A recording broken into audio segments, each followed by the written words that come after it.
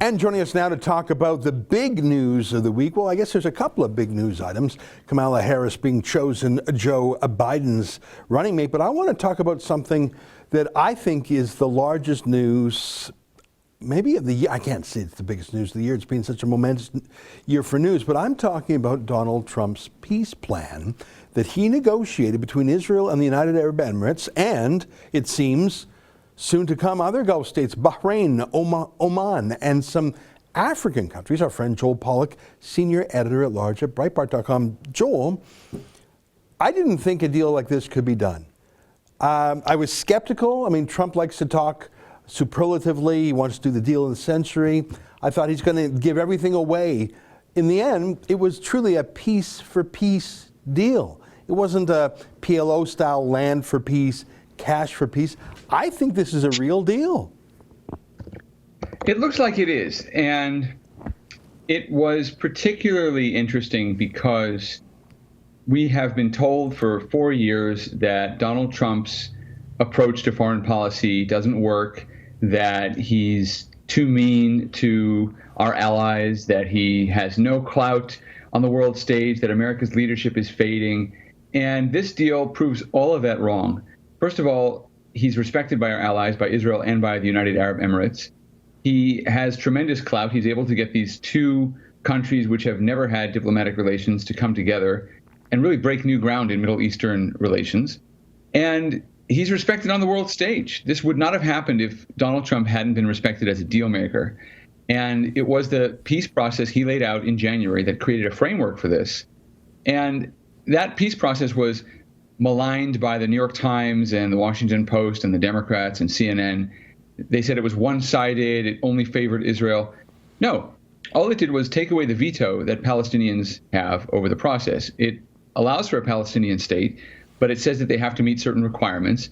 And it also says they're not going to be able to stop the process. Peace in the Middle East goes on whether they want it to or not. And that's the genius of the Trump administration's approach. And it's worked. And it's basically taken the foreign policy argument off the table for Joe Biden and the Democrats, because everything Biden and his advisors believed about the Middle East was wrong. The Iran deal was a failure. Appeasing terrorists didn't work. And standing strong with Israel didn't antagonize the Arab world. It merely showed who Israel's potential partners really were.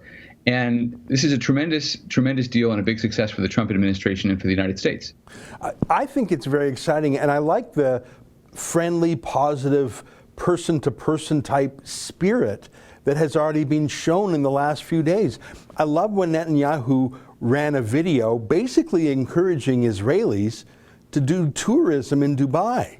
I mean, he really romanced the United Arab Emirates as a great place to go. And you know, flying from Tel Aviv to Dubai, that's a pretty short flight.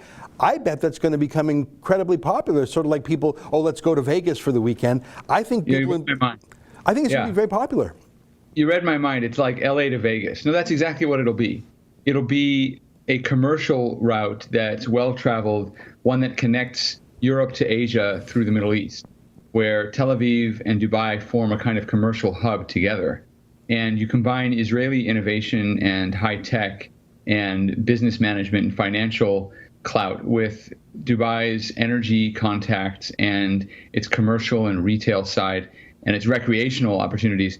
You have an amazing opportunity for tremendous wealth to be created for the people of the region. And the other states are not going to want to be left behind, so they're going to want to be included in this. And that's why you're going to see other Gulf states come forward and do the same thing that the UAE has done. It remains to be seen what happens in the election in November. And I do think that we're going to take several steps backward if Biden wins, because he has said he wants to go back to the Iran deal. But one good thing about this deal is it's very hard to undo.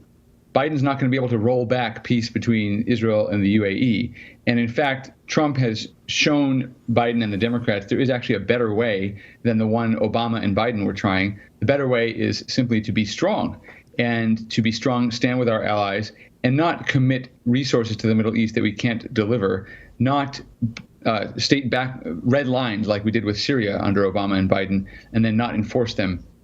Not to promise the Iraqi people protection and then fail to negotiate a deal, as Biden did in 2011. So the Obama administration and Joe Biden's role in that foreign policy is fast becoming a very bitter memory. And there is a danger we'd go back to it, but this deal has been so successful, maybe it's even a wake-up call for the Democrats who've realized that Trump's way of approaching foreign policy does actually work, that placing America's interests first tends to align things in our direction and in a positive direction, whereas apologizing for America, appeasing Iran, and trying to set up some other sort of hegemon in the Middle East to replace us is just a recipe for disaster.